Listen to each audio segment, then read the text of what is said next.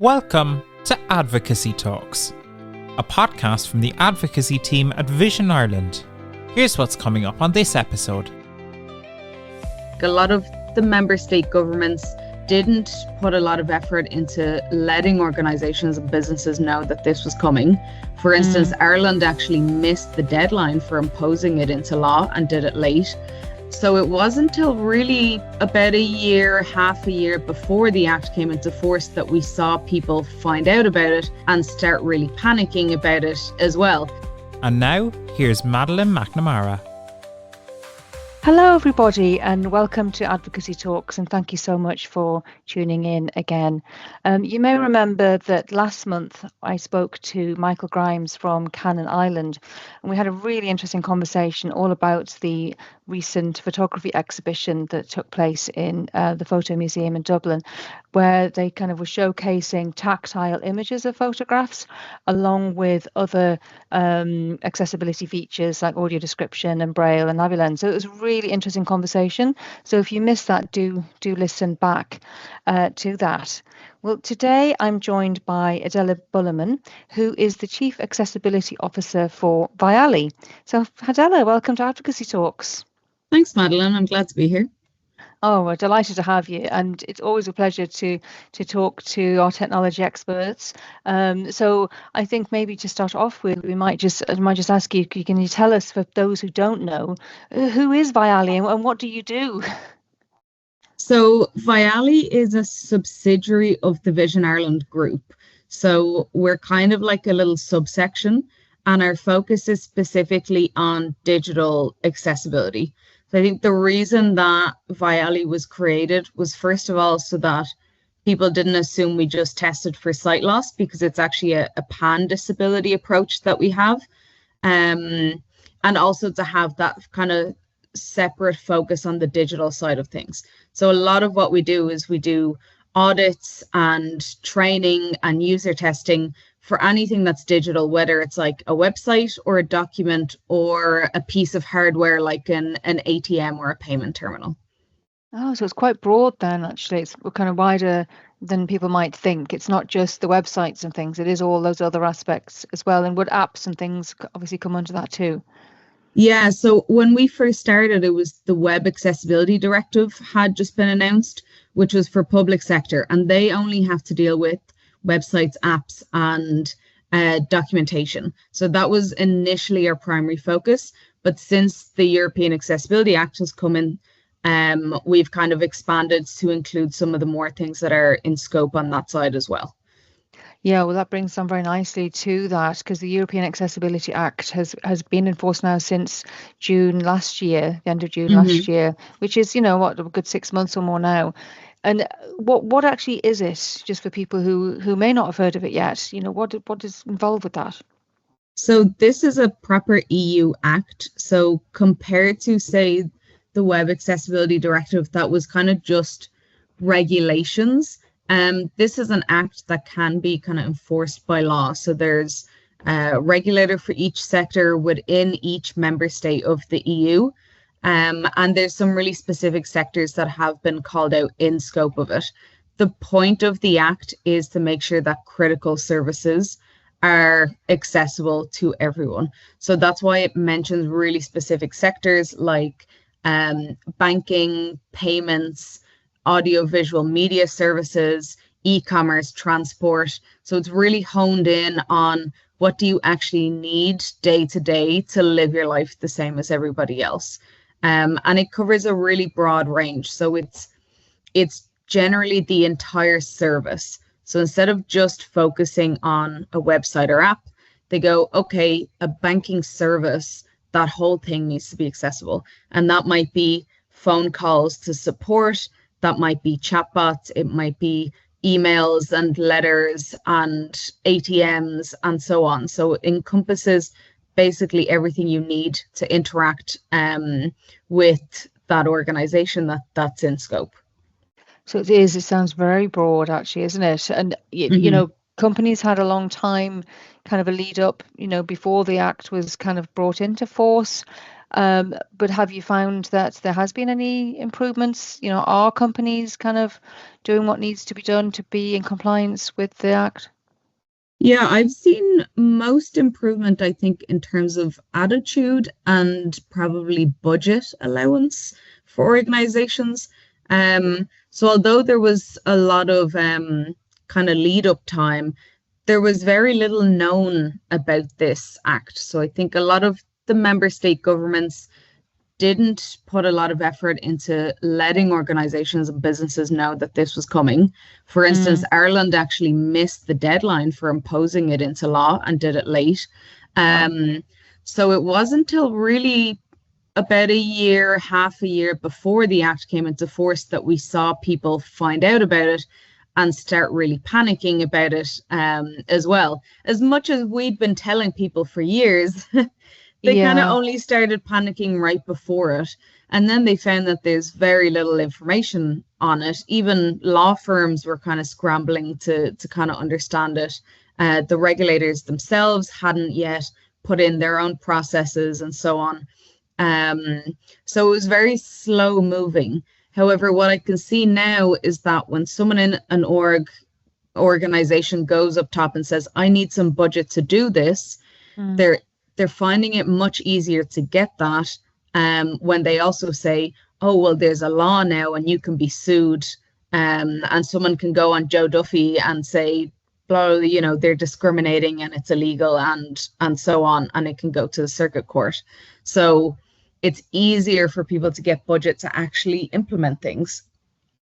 Well, that is good to hear that, people are finally kind of getting to grips with it and whatever, but it is very disappointing, that there wasn't, as you say, we were talking in the office and we were kind of reminiscing that when, GDPR was coming in, everybody, the dog in the street knew what GDPR was about because it was so important, that everyone had to be compliant with that. And this is as important, yet the knowledge outside of the sort of the kind of those in the know in the disability community just seems very low compared to that.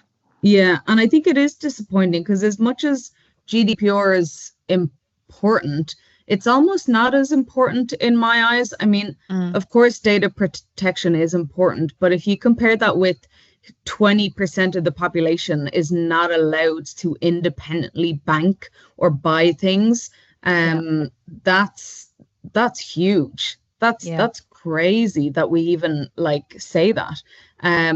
So ideally there would have been a bit more uptake, but I think the reality is that most people just don't understand accessibility at all. If you go to someone and say, you need to make sure your mobile app works for blind people, they'd probably turn around and go, blind people can use phones? So how are they meant to make it accessible if they don't even understand the community? Yeah, that's very worrying, isn't it? That's why, hopefully maybe if we can get this podcast out there a bit wider as well and get it into the sphere. And I guess that's what this is all about. It's kind of advocating to raise that awareness in general to the importance of these things and what it means. Because as you say, if people don't understand that a blind person can even use a phone, then there's a long way to go, I think, isn't there, to kind of really bring these things where they should be. Yeah, absolutely. But we are seeing that improvement. I mean, compared to 5 years ago, when I was still explaining what alt text is to every single person I spoke to, now I have, developers in banks calling me, sharing their screen and showing me how they're using NVDA to move around the new web content they've created. So we're definitely seeing an improvement in that awareness. It's just still going to take a while. If you take even one bank, say, they might have 40 different websites and apps because they've so many different areas. They might have insurance, and even that is split into home insurance and car insurance and so on. They've 10 different savings accounts, etc. They have a huge amount to go through. But I'm hoping that in a couple of years, we'll really start to see the effect of the work that they're doing now. Oh, I hope so. I really do hope so. And, we're so pleased that we've got people like yourselves doing this work to really try to, help companies to get on board. And just for anyone who doesn't know, hopefully people do, but alt text is basically where you have a description of an image. So people who can't see the image get that sort of description of what's happening. Can you mentioned briefly there about regulators, and, this is kind of going across a number of different industries. And so are the regulators for the EAA in Ireland? So it depends on the industry, but for banking, it's the Central Bank of Ireland. Right. So they're all kind of payments and banking side of things. Then we have Comreg for all the kind of telecom side of things. And that Donal Rice he used to be in the National Disability Authority, now leads the EAA piece in Comreg. So they're probably one of the regulators that is most set up and most, understand best what's happening and what they kind of have to regulate.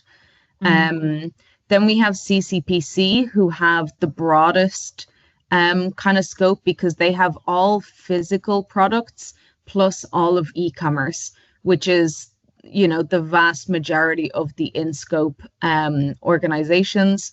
We also have the NTA then for transport, and the IAA for aviation specifically. I might have missed one or two there, but basically each one has their own it's a own lot. regulator. It's a lot. It is a isn't lot. It?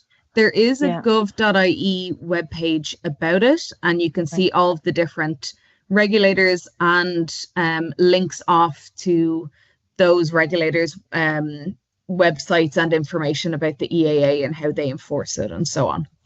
So those regulators, you say, are hopefully enforcing the regulations. And it seems to be, though, that it's only if someone kind of highlights something to them that they might go and look, or are they actively, scrutinizing what's happening within businesses, do you think? I think they've mostly taken the approach of waiting until someone flags something. And that's especially in the ones where there's a huge amount of things to regulate, especially if you think of, say, CCPC, who have thousands of businesses under them in scope. I would expect, be waiting for a couple of complaints against the same organization, then they would go investigate them, and then they would go to them and ask them to fix what is wrong or else be fined. So therefore, it really highlights the importance of people making complaints, I guess, to try to ensure that these things are brought into line. Because well, until we see case law in Ireland, it's difficult to really tell how enforcement will go, because that tends to be the way Irish courts work, is you have the first big case, and then that kind of sets the precedent for how those cases are dealt with in the future. So we kind of want to have an initial case so that I guess it will almost maybe spur people into action a little bit. We have one in France that I know about, but I'm not sure of how many others across the EU have come in for the EAA so far. That was a supermarket, I think, wasn't it, in France? Yeah, so it was 4 major supermarkets that they were all sued together, actually. So it's the 4 biggest ones. So do you think that it has to be then, so somebody makes a complaint to the regulator and they go in and do whatever, hopefully try to, so it's the regulator presumably has powers to impose. Do they have powers to impose penalties if? Yeah. So each member state has their own fines and penalties that they've decided. But the Commission has told them that the main protocol is to get organizations to comply and actually fix things. So the way Ireland are approaching it is what they're going to do is say, we found you to be non-compliant. You now have 6 months to do this. And if you don't, then at that point you will be fined. If the organization still then, even after that, will not comply and they're refusing to do the work, then it can become a court case. Whereas other countries are doing it slightly differently. For instance, I think one of the Scandinavians are fining you every single day until you become compliant. So you can see people comply a lot quicker there. I like the sound of that. Can we not get that here? That sounds good. I think that would definitely get them to get a move on. Yeah, I can see that working a bit better. Whereas we seem to be taking a much more softly approach. It's kind of, we hope you're going to do it, and Yeah. But I think that's why advocacy is so important. Because it's all well and good, me knocking on people's doors and Vially and so on. But if it's the actual people coming and saying, I want to give you my money and you're not letting me, that just sounds different. It comes across differently.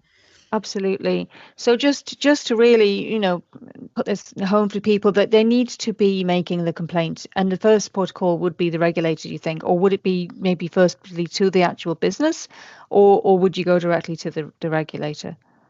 I think you can go to the regulator. However, I think you'd probably have a better argument if you went to the organization first, and then were able to show their response. Probably. Yes. And say, look, it's been they promised me 3 months. It still hasn't happened, and now I'm officially complaining. That might just work better. However, if there are enough complaints coming in, to the regulator, they are required to go investigate that themselves then.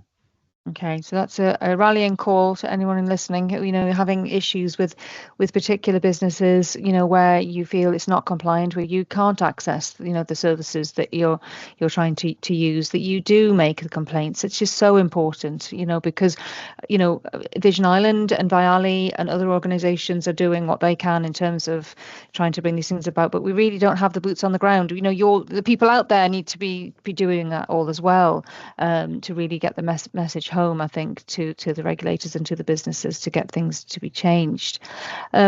So we had a recent conference then in the Wayfinding Centre that yourselves and kind of hosted with the IAAP, which is the International Association of Accessibility Professionals. Hopefully I got that correct. You did, yeah. And that was in February this year, and it was a great event actually. I was lucky enough to go to. There was a 2-day event, and I was lucky enough to go to the second day of that. So maybe you could just tell us a little bit about that. Yeah, so this is a conference that, as you said, we co-hosted with IAAP. They're a kind of global organization. They're non-profit, and their main aim is to just spread awareness about accessibility, to help upskill accessibility professionals, and really just get the word out there and give some kind of practical information. They do a couple of EU events every year. And the last one I went to, I was like, I know there's so many people in Ireland that would love this. Like, when are you coming? And I was told, give me a date and a venue. So I of course went off and tried to organize it for the Wayfinding Centre, which is just one of the most amazing centres globally. I think there's nothing really quite like it. I mean, they have a bus, a tram, a train, an airport set up, an actual airplane. And it's all about teaching, say, architects and engineers how to make things more accessible, and also providing a real life setup where maybe someone with a disability can go practice or train their service animal or so on in a real life environment without the worry of it being unsafe or so on. So I thought everything just worked really well together, the IAAP events and then the Wayfinding Centre and our services, and I thought we could make a really good event. So on the first day we did firstly a tour of the centre, and then all of the accessibility experts plus 17 different regulators from across the EU met and did a 4-hour workshop around how to interpret different clauses of one of the harmonized standards for accessibility. So really deep diving into particular clauses and just seeing how different people interpret it, how the end users feel about that requirement and how to test it, and so on. And then day 2 was our more kind of open day, I guess. So we had a lot more people there, and a stage with different speakers and so on. So we tried again to get a good mix of, we had regulators, we had people that were experts in mobile apps, experts in self-service terminals, etc. We kind of tried to hit each area of the European Accessibility Act in the different industries that are in scope. And something else that was really important is that we made sure that there was an end user with the actual lived experience in every single talk or panel. Because generally that's probably the most important voice and the one that gets heard the least. So that was really what we wanted to do with the event. So there's a really long answer for your question. No, but it was great. I was actually the second day, because as you said, the first day was much more for those, professionals in that space, and the second day was, as you say, much more open, and it was fascinating, and I really did appreciate all the different variety of discussions that took place, and it was very noticeable, that you had, one or two at least, people with lived experience of disability, in any of those panel discussions. So it was fantastic, and it was great to sort of get a sense of the enthusiasm around accessibility and people trying to, make things more accessible. I know we were just talking kind of negatively there before, where enough isn't happening, but at the same time there are many people who are trying, and I think that's important to kind of remember as well. But I think it was great to have that kind of interaction where, end users, if you like, were kind of posing questions as well, and really asking those organizations who think they're doing the best thing, or but what about this, and what, so it was kind of a really good, I think, for them to hear whether or not the accessibility that they're providing is actually working or good enough. So I think it was very, very good, and from what I understand, it was kind of the best attended IAAP conference they've had so far. Is that right? Yeah, for definitely in the EU. I'm not sure about the US ones, but in the EU, yes, because I don't think they've managed to get such a large venue before.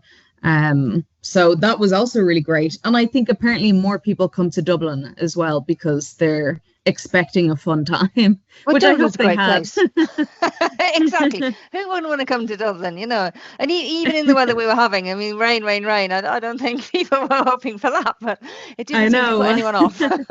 I mean, we had, I think, a yellow weather warning and like floods all over the city, and we still had 100 people in a room saying, please tell me about self-service terminals. So I'm pretty pleased with that. Yeah, absolutely. No, it was great, and it was so well run. It was just so professional, and I thought it was excellent. So it was really great to see that happening, and to get the chance to go to that. I was really grateful for that being on the doorstep, as you say. So yeah, congratulations to everyone involved in that. Absolutely. Well, thank you. Well, no, thank you so much, Adela. It's really been great to kind of talk about the conference, but also the EAA, and try to really push home for people the importance of making those complaints. And it's only going to be by that things are going to begin to change, I think, if voices are heard. So thank you, really do appreciate it. You've been amazing. Great, thanks, Madeleine. Wow, we're very pleased to have you always on Advocacy Talks anytime. So look, thank you everyone for listening today. If you need any sort of help and support in general from Vision Ireland, you can always check out our website, which is www.vi.ie, or you can call our info line on 1800 911 250. And hopefully we'll talk to you soon. Bye for now. Thanks for listening to Advocacy Talks. To get in touch with our advocacy team, send us an email to campaigns@vi.ie, or why not join one of our local advocacy networks, where you can work together with others to solve some of the biggest problems facing blind and partially sighted people in Ireland. Thanks for listening, and see you next time.